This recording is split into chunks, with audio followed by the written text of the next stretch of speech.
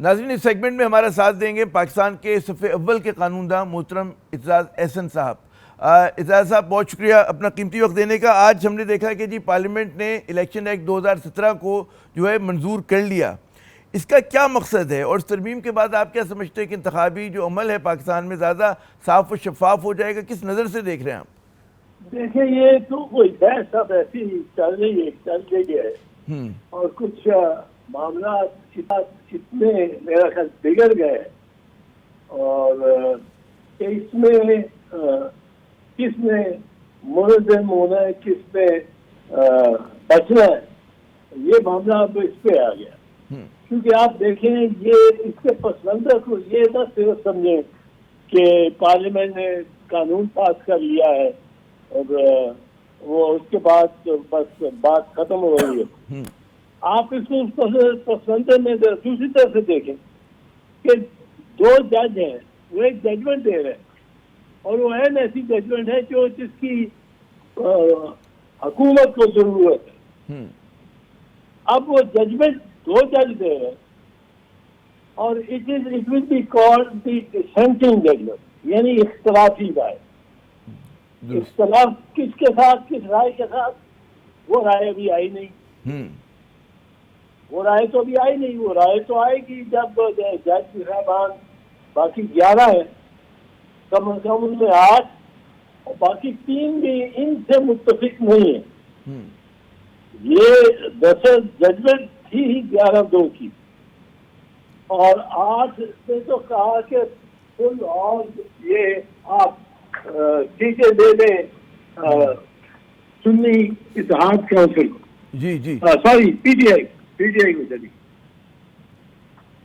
اب جو دوسرے باقی 3 تھے، 3 اور 8 کے بعد، وہ بھی اس بات پہ متفق ہے کہ جو کچھ یہ کیا اس نے الیکشن کمیشن نے، وہ نہ ایک نیتی کی بنیاد پہ کیا نہ قانون کی بنیاد پہ، اس کے اقدامات بالکل صریحاً خلاف آئین۔ اچھا اس پہ آتے ذرا مجھے یہ بتائیے گا کہ لوگ یہ سمجھ رہے ہیں، بہت سارے تجزیہ کار یہ کہہ رہے ہیں کہ جی اس قانون سازی کے بعد حکومت اور اعلیٰ عدلیہ ایک دوسرے کے آمنے سامنے آ گئی ہیں اور محاذرائی جو مطلب ہے بہت زیادہ بڑھ جائے گی۔ آپ کس نظر سے دیکھ رہے ہیں؟ واقعی ایسا امکان نظر آ رہا ہے آپ کو؟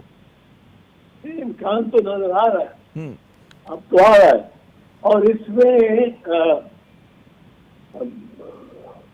یہ پارلیمنٹ کی کوئی مکسی وغیرہ ہونے نہیں جا رہی۔ پارلیمنٹ یہ مار کا مارے، یہ مجھے لگتا ہے سب کی پسپائی ہونی اور حالات بد سے بدتر ہوتے جائیں، کیونکہ معاشی اصل بات تو معیشت کی ہے، اس کے بارے میں اس کے لیے کچھ نہیں کہہ سکیں گے جب تک ہم اس میں جھگڑے میں پڑتے ہیں کہ یہ 2 ججز ٹھیک ہے کہ میجورٹی ٹھیک ہے۔ اچھا اس میں آپ کا پارلیمنٹ میں بہت ایک طویل آپ نے کیریئر گزارا، ہمیشہ قانون سازی میں سنجیدہ عمل ہوتا ہے اور ایک اجتماعی فائدے کا بات ہو۔ یہاں پر ہم دیکھ رہے ہیں کہ پی ڈی ایم 1 کے دور میں بھی اور اب بھی قانون سازی کے متعلق تاثر یہ عوام میں بڑھتا جا رہا ہے کہ شخصی مفاد کے لیے، خاندانی مفاد کے لیے یا محدود سیاسی مفادات کے لیے ہو رہی ہے۔ کیا آپ سمجھتے ہیں یہ بھی اسی زمرے میں آتی ہے یہ جو انہوں نے الیکٹ میں ترمیم کی ہے؟ دیکھیں یہ تو عامر صاحب ایک طرف تو بالکل صاف نظر آتا ہے، دلچسپی ہی نہیں، ایک جنون ہے کہ یہ جس طرح بھی ہو، جو بھی لگ جائے، فارم 45 کو سامنے نہیں آنے دیں۔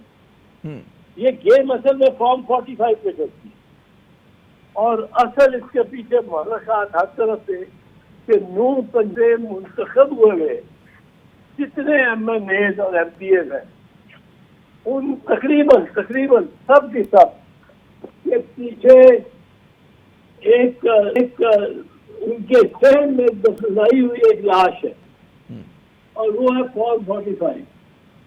فارم 45 اتنا بڑا جرم ان کا چھپایا جا رہا ہے کہ اس طرف لوگوں کی نظر نہ جائے. فارم 45 آپ کو یاد ہوگا, میاں نواز شریف کی فارم 45 یہ الیکشن کمیشن نے اپنے لگا دی تھی اپنی official web site, Mian Nawaz Sharif کی بھی اور 40-50 اور, ان سب میں اتنی کٹنگ ہوئی تھی, اتنی زیادہ ان میں میوٹیلیشن تھی ان کی, ان پہ اتنا زیادہ ان میں جی مینیپولیشن تھی. ابھی بلکہ سرور باری صاحب نے رپورٹ دی ان کے ادارے نے جس میں انہوں نے کہ جی 130 میں نواز شریف صاحب ہار گئے تھے اور یاسمین راشدہ صاحبہ جیت چکی تھیں, اور پورا انہوں نے اعداد و شمار پورا تجزیے کے بعد پیش کیے. اچھا یہ تو ایک بالکل بحث ہے, ہوتی رہے گی. یہ بتائیے کہ اس میں پاکستان پیپلز پارٹی کا بڑا لوگ اس سے امیدیں لگاتے ہیں کہ جمہوری کردار ہے اور کہیں نہ کہیں وہ اصولوں کے اوپر کھڑی ہوگی. کیا دیکھتے ہیں کس طرح سے پیپلز پارٹی جس طرح سے تعاون کری نون لیگ کے ساتھ دامے درمے سکنے ہر چیز کے اوپر, کیا وجہ ہے اس کی, اور آپ کے خیال میں جو پیپلز پارٹی کا ماضی رہا ہے اس کو انڈرمائن کر رہی ہے وہ؟ پاکستان پیپلز پارٹی تو اپنا کال نبھا رہی ہے میرے خیال میں. جی وہ زرداری صاحب میں ایک ان کی قدر ایک ہوتی ہے کہ جی میں تو اپنے لفظ جو حرف کیا ہوا ہو اس سے پیچھے نہیں رہتا, اور وہ ان کا ہمارا زیادہ تر یہ مسئلہ ذرا سا لگتا ہے, کیونکہ پاکستان پیپلز پارٹی اس معاملے میں اس الائنس کے سلسلے میں آپ دیکھ رہے ہیں کہ کچھ پریشانی بھی رہتی ہے کہ ووٹ ہو رہا تھا جب پچھلا تو لاسٹ ووٹ جو ہوا اس میں پیپلز پارٹی میں ہال میں ہی نہیں گئے, شمولیت اختیار نہیں کی.